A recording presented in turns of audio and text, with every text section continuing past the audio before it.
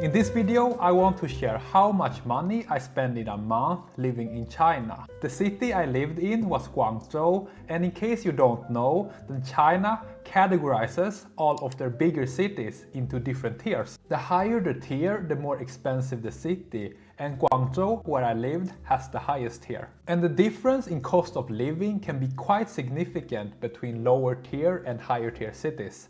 I would say that it can be up to 50% cheaper in lower tier cities. Next, I also did a search online on how the salary is in Guangzhou, and according to my research, then the average salary is around 9,000 yuan per month, and the median salary is around 5,000 yuan per month, which I think seems reasonable and trustworthy. So my total cost for this month was 11,025 yuan. I'm gonna divide this video into 5 parts, which is gonna be food, rent, travel, daily expenses, and then subscriptions. And for the rest of this video, I'm gonna use rounded numbers to make it easier. Okay, allow me to break this all down. Let's start with rent. I rented a 42 square meter apartment for 4,500 yuan per month, and this includes all other house-related expenses like water, electricity, and Wi-Fi. This apartment was also fully furnished, so for example, bed, couch, and TV was also included. The apartment was on the 24th floor with a very good view, which made living here so much better. And living on a higher floor is something I can highly recommend because it's gonna be less noisy. Sound isolation is not the best in older buildings in China. The location was also very central, which definitely affected the price. So how do you find an apartment in China? The best is if you already know someone in China who can help you with this. For example, in my case, my girlfriend helped me, which is something I'm very grateful for. I'm not gonna talk too much about how to find an apartment in China because I don't have too much experience with this. But I just want to share that if you don't have a Chinese phone number and is not too familiar with China, then don't waste your time trying to find an apartment on a Chinese website. Because there are a lot of scams and it's just a waste of time really. If you are a foreigner trying to find an apartment, then my recommendation is to either use a social media app called Red Note or go to a real estate shop after you arrive in China and ask them for help. Next, let's talk about food. For breakfast, I almost always have my oatmeal because it's very reliable and easy to prepare. My lunch is not too impressive and I sometimes skip it, but my go-to lunch this time was egg and sweet potatoes, plus maybe some leftovers. And then for dinner, I almost always cook at home together with my girlfriend, and it varies from day to day what we eat. And the main reason why we eat at home is because it's healthier. My breakfast and lunch and then dinner for 2 cost around 70 to 100 yuan each day. Let me just very quickly share what the price of some ingredients are. 1 kilogram of chicken breast, 25 yuan. 1 kilogram of beef cost 100 yuan. 30 eggs cost 30 yuan. A lot of fruit and vegetables is around 10 to 20 yuan per kilogram, like apples, banana, broccoli, cabbage, and eggplant. Then I need to buy water since it's not recommended to drink the tap water, and I buy these 5-liter jugs which cost 10 yuan each, and then I refill them, which cost 5 yuan. So I spend around 100 yuan on water each month. As for eating outside, I went out a total of 3 times this month, and each time cost around 200 yuan. We mostly order very basic things, so it doesn't get too expensive. So in total, food this month cost 3,100 yuan. One thing I can say is that being able to cook food is a big plus right now in China, because a lot of young people these days, they can't cook food. So if you're interested in dating a Chinese person, then being able to cook food is gonna earn you a lot of extra points. And this is true for both men and women. Next, let's talk about activities and random spending. For my gym membership, I pay 300 yuan per month. And the reason why I chose this gym is because it's very near my home. There are a lot of gyms in Guangzhou, and for most of them, it seems that the price is around 300 to 500 yuan per month. Then I also play some piano, and I usually play every other day, and each time costs 20 yuan. Piano is quite big in China, so they have a lot of these places where you can go and practice or take piano lessons. So that's 300 yuan on piano. Then I also got a haircut for 20 yuan, and I would say that almost all haircutters in China are very skilled. So far, I've never had a bad haircut. As for transportation, I mostly go by metro.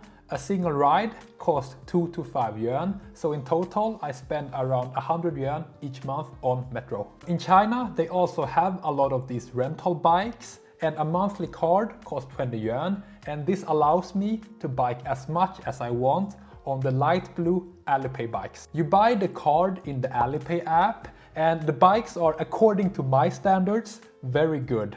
So little effort is required to pedal. As for taxi, I spent 50 yuan this month. I almost never go by taxi because almost all taxi drivers smoke, and because of this, their car smells absolutely awful. But a taxi ride costs around 20 yuan if I travel 5 kilometers. If I see a female taxi driver, then I will try my best to get into that car because almost no women in China smoke. Total spending for activities and other random small costs was 900 yuan this month. The reason why I don't spend that much on activities is because the main things I like to do in China don't cost anything, which is basically just walking outside and looking at things and then stay at home and work. So I would say that it's very possible to have fun while also having low expenses in China. Next, let's talk about travel. During this month, I took a 3-day trip for 2 people to Shenzhen,